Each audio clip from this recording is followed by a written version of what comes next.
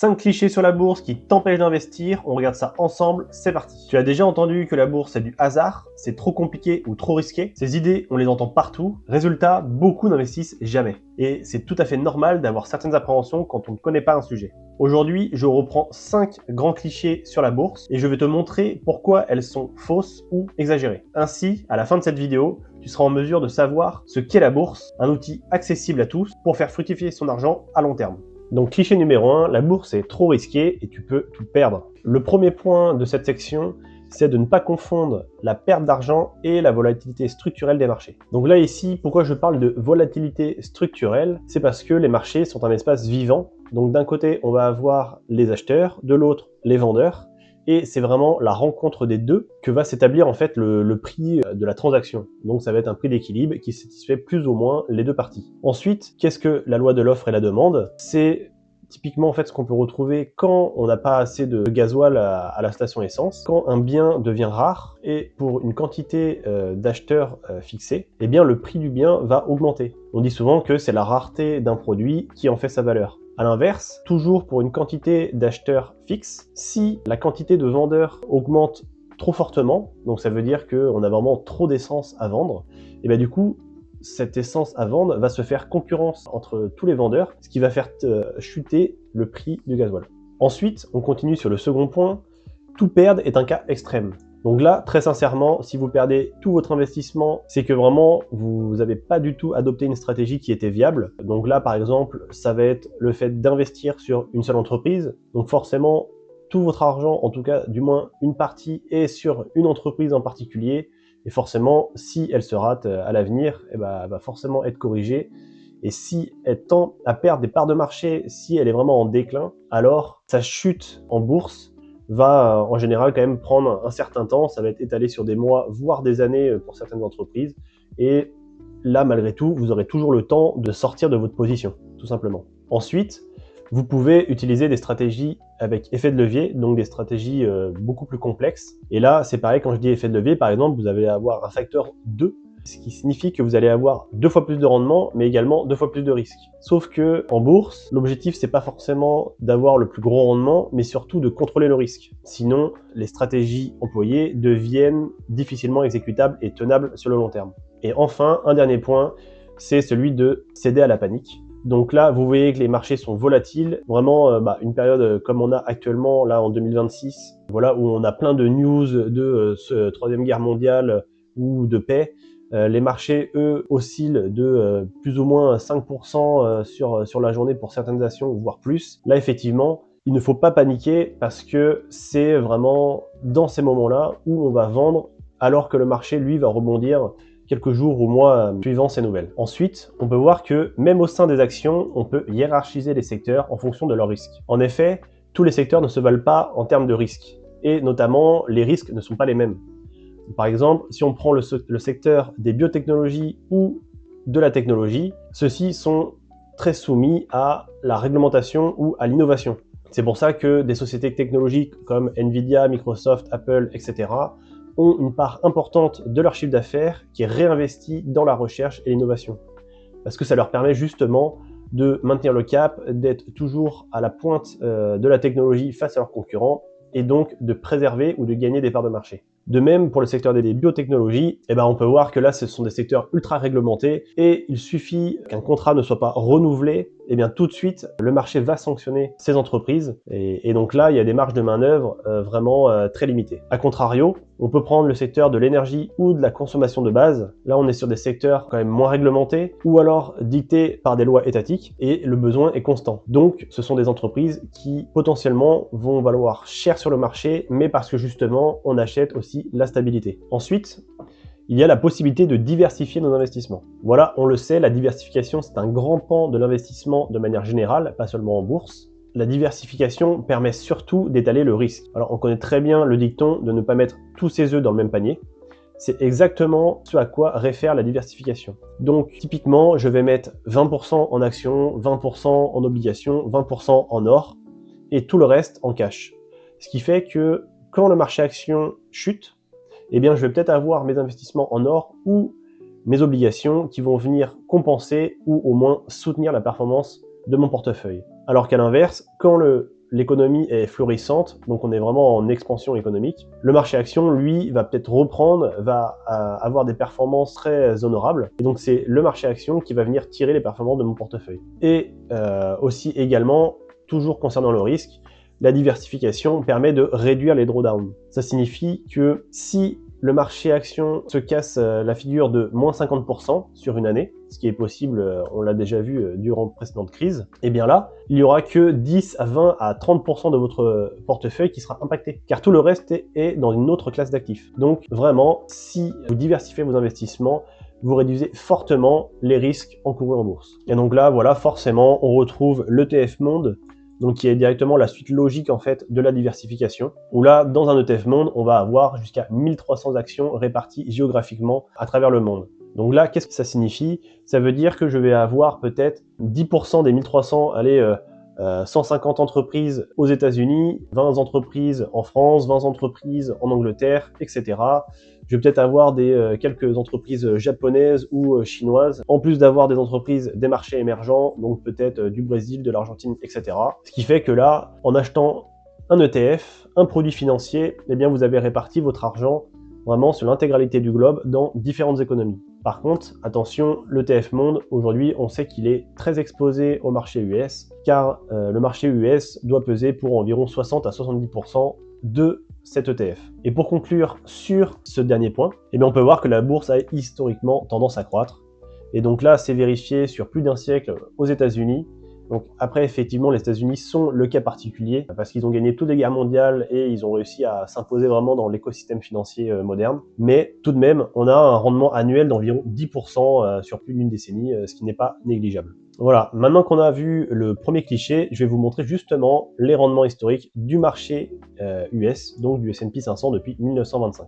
Donc là, hop, je vais zoomer un petit peu pour que vous puissiez bien voir. Donc là, que représente ce graphique? Sur l'axe horizontal, on va avoir donc le temps, donc de 1925 à 2025 environ. Et sur l'axe vertical, on va avoir le rendement. Donc concrètement, toutes les barres rouges correspondent à des années où le marché US, donc le S&P 500, a eu un rendement négatif. Donc là, compris entre 0 et moins 50%. Les barres bleues, elles, correspondent au marché US, qui a offert un rendement positif de 0 à 60%. Donc là déjà, le premier point qu'on peut observer, c'est que le marché US, en quasiment 100 ans, a généré quasiment que des rendements positifs. Et notamment, on peut le voir que les rendements négatifs, eux, apparaissent en fait quasiment que lors des crises. Donc là, voilà, donc là, la crise des années 30. Là, ici, entre 39-40, bon là, effectivement, il y a quand même une guerre qui s'est passé. On a eu en 1967, là, 72, pareil, un choc pétrolier. Plus récemment, en 2000, la bulle technologique et ensuite la crise financière. En fait, quasiment toutes les années sont positives pour le marché action. Après, voilà, le marché US, ça reste le cas particulier qui a gagné toutes les guerres, qui a su s'imposer dans l'écosystème financier moderne. Donc, certes, il y a eu un rendement incroyable durant ce dernier siècle, mais c'est quand même à prendre avec des pincettes, car ce n'est pas le cas de tous les pays et ce n'est peut-être pas le futur que l'on aura. Maintenant, une autre façon de voir tous ces rendements, c'est de regarder la distribution des rendements du marché. Donc concrètement, une distribution, qu'est-ce que c'est? En gros, on va prendre tous les rendements du marché sur le dernier siècle, par exemple, donc là, entre 1928 et 2019, et on va regarder à quelle fréquence apparaissent ces rendements. Donc là, par exemple, on peut voir qu'il n'y a eu qu'une année qui a généré un rendement compris entre moins 50 et moins 40%. Et donc, un peu dans la même rengaine que le graphique précédent, on peut voir que finalement, sur quasiment 90 ans, il y a eu 73% des années qui sont positives. Le meilleur rendement a été généré en 1954 avec 52% de hausse. Donc là, à mon avis, ce rendement a été généré après une crise ou une chute du marché. Et à contrario, le rendement minimum a été généré en 1931 jusqu'à moins 47%. Là, en vert, j'ai mis toute la fréquence des rendements positifs. Donc là, ce qu'on peut voir, c'est que, en gros, la distribution n'est pas symétrique. On n'a pas autant d'années négatives que positives. On l'a bien remarqué, mais la distribution le montre encore. On a énormément d'années qui offrent un rendement compris entre 0 et 40%. Voilà. Ensuite, ce que je voulais vous montrer, c'est la corrélation positive entre le rendement et la durée de détention. Là, ici, concrètement, que montre ce graphique? En gros, ça veut dire que si vous achetez une action ou un marché, donc par exemple un ETF S&P 500, un ETF CAC 40, en l'occurrence, les données ici sont appliquées au marché US. Si vous achetez à n'importe quelle période l'ETF S&P 500 et que vous gardez un an, eh bien vous avez 33% de chance d'avoir un rendement négatif à la sortie, un an plus tard. Si vous achetez, toujours pareil, l'ETF S&P 500 à n'importe quel moment et que vous le gardez 3 ans, alors il y a seulement 12% de chance d'avoir un rendement négatif. Et ainsi de suite, jusqu'à une période de détention de 5 ans et une période de détention de 10 ans. C'est pourquoi on dit que vraiment la période de détention est le principal atout en tant qu'investisseur particulier. Parce qu'on peut le voir ici sur 82 périodes de 10 ans, eh bien aucune n'a offert de perte d'investissement. Donc certes, par contre, après voilà, c'est toujours à prendre avec des pincettes, 10 ans c'est très long, et si vous êtes en négatif pendant 9 ans, psychologiquement, il faut pouvoir le tenir aussi. Voilà, on parle beaucoup du marché US parce que c'est le plus documenté, c'est le plus dynamique en finance. Cependant, on est français, donc on va voir ce qui se passe du côté de l'Europe. Donc ici, je vous montre un graphique de l'indice européen, où justement, on va avoir, donc à partir des années 90 jusqu'à 2025 environ, les performances boursières de cet indice. Donc toujours pareil, au milieu à 0%, c'est la frontière entre le positif et le négatif. Donc tout ce qui est en dessous, ça va être les performances négatives, et tout ce qui est au-dessus, c'est toutes les performances positives. Donc là, ce qu'on peut voir, c'est pareil, c'est qu'on a beaucoup plus d'années positives que négatives. Donc concrètement, 34 années sur 45 ont été positives pour le marché européen.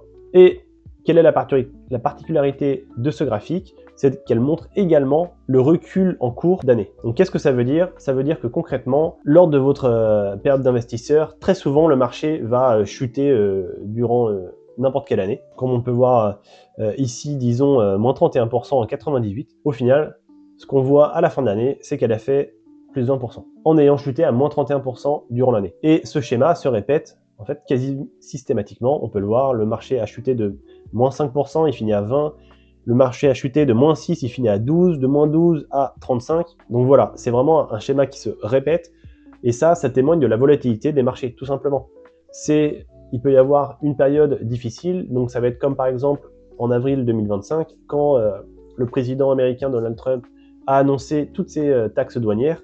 Le marché US a chuté, je ne sais plus, de moins 15% quasiment. Et bien derrière, ça fait une opportunité d'investissement pour les investisseurs et au final, le marché finit en positif. Donc vraiment, ici, ce qu'il faut voir, c'est, une fois de plus, le marché US a tendance quasiment à 70% du temps à être positif. Ici, on le voit également, 34 années sur 45, les rendements du marché action Europe sont positifs. En conclusion, la bourse n'est pas autant risquée qu'on l'imagine si on l'aborde sous vraiment un objectif de placement à long terme. Comme on a pu le voir avec le graphique, plus vous tenez longtemps votre investissement et plus vous aurez de chances d'en sortir en étant positif. Ensuite, le deuxième point qu'on a vu, c'est la diversification. Là vraiment, le fait d'étaler un petit peu ces investissements permet de réduire drastiquement les chutes de votre portefeuille et aussi le risque spécifique à chaque investissement. Et pour terminer, là vraiment, c'est vraiment l'aspect psychologique qui rentre en jeu. Il ne faut pas vendre par effet de panique parce que justement, on l'a vu, vendre par effet de panique, c'est de une, couper le fait que vous avez investi avec un horizon long terme, et de deux, très souvent, le marché rebondit fortement et repart à la hausse après de grandes chutes. C'est d'ailleurs pourquoi, quand le marché chute, c'est très régulièrement un bon point d'entrée pour investir. On enchaîne avec le deuxième cliché. La bourse, c'est pour les riches. Donc là, concrètement, ce cliché, eh bien, il est totalement faux. Pourquoi? Parce que vous avez la possibilité d'investir aujourd'hui avec seulement 10 à 50 euros par mois. Donc, avec des petites sommes par mois, vous pouvez acheter des ETF, des actions fractionnées, donc notamment comme chez Trade Republic, où là, par exemple, une action Apple, imaginons que ça vaille 300 euros une action, eh bien, vous allez pouvoir acheter 10, 20, 50% d'une action Apple. Donc, si vous prenez 10% de 300 euros, alors vous allez pouvoir acheter à hauteur de 30 euros. Donc, évidemment, si l'action prend 1% de 300 euros, vous allez uniquement prendre 1% de 30 euros. Mais vous serez investi. Et c'est le plus important. Ensuite, il n'y a vraiment pas besoin d'intégrer des banques privées. Voilà, là vraiment, il n'y a aucun capital minimal garanti. Vous êtes en capacité d'ouvrir un PEA, d'ouvrir un compte titre chez des banques en ligne, chez votre banquier traditionnel, et tout va bien se passer. Vous pourrez investir avec de petits montants. Ensuite, on peut voir que ça se démocratise de plus en plus. Concrètement, du coup, aujourd'hui, l'investissement est accessible à tous en quelques clics seulement. Donc voilà, on a tous aujourd'hui un smartphone, on peut tous aller sur notre application bancaire en ligne ou notre courtier et effectuer des achats ou des ventes vraiment en quelques clics. Et donc en 5 minutes, vous pouvez acheté vos ETF ou vos actions, ce n'est vraiment plus un problème. Ensuite, l'information est facilement disponible. C'est pareil avec Internet, aujourd'hui, l'investissement devient de plus en plus populaire, et notamment sur tout ce qui se fait dans l'information. Et enfin, investir dans des ETF, par exemple, ou même dans des actions, représente un faible coût. Voilà, il y a des frais ou des commissions qui tendent à être les plus minimales possibles, notamment par la concurrence de toutes les banques entre elles. Et enfin, on pense que la bourse, c'est pour les riches, alors qu'en réalité, pas du tout. C'est justement une des meilleures façons de faire travailler son argent, notamment grâce au temps, comme on a pu le voir tout à l'heure. Là, vraiment, si vous n'êtes pas pressé, si vous avez des années devant vous, si vous avez de l'argent qui dort sur vos comptes et qui ne sert à rien, c'est justement tout l'intérêt de l'investir en bourse. Voilà, pour vous illustrer un petit peu la différence de rendement entre un livret d'épargne et le marché action, comme on l'a eu sur les 5 dernières années, je vous présente le tableau ci-dessous. Donc là, ici, on va avoir la performance du livret A, donc qui va être la ligne ici, contre le S&P 500, donc les 500 plus grosses entreprises américaines, qui va être la ligne ci-dessous, sur la période de 2021 à 2026. Donc concrètement, qu'est-ce qu'on peut voir? C'est que le livret A, lui, a offert une performance cumulée de 8,75%. Donc là, par exemple, si vous aviez mis 5 000 € en janvier 2021, et en 2026, vous auriez 5 437 €. C'est toujours 437 € de gagné, sauf que en attendant, le S&P 500, lui, a fait 82% de performance cumulée. Donc, vous aviez 5 000 € en janvier 2021, 5 ans plus tard, vous étiez à 9 100 €. Soit une différence de 3 663 € par rapport au livret A, qui n'est quand même pas négligeable. Et donc, évidemment, 82%, là aujourd'hui, si c'était 10 000 €, ça serait quasiment 19 000 €. À noter toutefois que cette période aussi est particulière, 2021, on était en sortie Covid, et donc là, le marché a été particulièrement florissant, notamment avec le boom de l'IA. Donc ici, qu'est-ce qu'il faut retenir de ce cliché? C'est que ce n'est pas pour les riches, l'investissement. Bien au contraire, on a pu le voir avec les graphiques, même avec de petites sommes par mois, disons 50 €, au bout de 5 ans, vous allez voir nettement la différence si le marché action se porte bien et qu'il évolue de manière stable. Donc bien évidemment, 10% par an, ce n'est pas garanti. Ce n'est pas parce que ça a été le cas auparavant que ça sera le cas dans le futur. Mais néanmoins, ça peut quand même arriver et donc c'est quand même bien d'y être exposé. Ensuite, les comptes d'épargne, typiquement le livret A, le LDDS, etc. ne sont pas des comptes pour s'enrichir. Ces comptes-là, comme je l'ai déjà dit dans une précédente vidéo, sont faits pour stocker votre argent et ce de manière sécurisée. C'est d'ailleurs pour ça qu'ils n'offrent pas un rendement important. C'est parce que derrière, l'État sécurise votre argent. Et enfin, l'important, ce n'est pas le montant, mais la démarche, parce que vous pouvez avoir énormément d'argent, mais ne pas savoir comment l'investir. Donc vraiment, l'important, c'est la discipline. Suivez une stratégie de façon rigoureuse et vous pourrez ainsi mettre toutes les chances de votre côté pour atteindre vos objectifs. Et donc, bien évidemment, je termine là-dessus pour ce cliché. Les intérêts composés sont vraiment à prendre avec du recul. On voit souvent cette courbe exponentielle qui monte jusqu'au ciel si on considère une période de temps très importante. Mais vraiment, investir sans bouger pendant 20 ans, ça relève plus de la théorie que de la pratique. Pour X raisons, le marché a chuté, ou vous n'avez plus confiance en vos investissements, ou en l'économie dans laquelle vous investissez, ou parce qu'il y a une nouvelle guerre, voilà, enfin, vraiment ça reste très théorique, mais toutefois, la rigueur qu'impose cette démarche reste intéressante. Voilà, on a vu que la bourse n'est pas aussi risquée qu'on le pense, et que c'est justement un excellent moyen pour faire fructifier son épargne. Et enfin, dans une dynamique long terme, on a vu que même de petits montants font leurs effets au fil des années. Cependant, il reste encore quelques clichés extrêmement répandus. Par exemple, certains pensent qu'il faut acheter ou vendre au meilleur moment pour réussir. D'autres pensent que la bourse est un casino, ou qu'il faut être un expert et passer sa journée devant l'ordinateur. Dans la partie 2, je reprends chacun de ces clichés et je te montre pourquoi ils sont loin de la vérité. A tout de suite.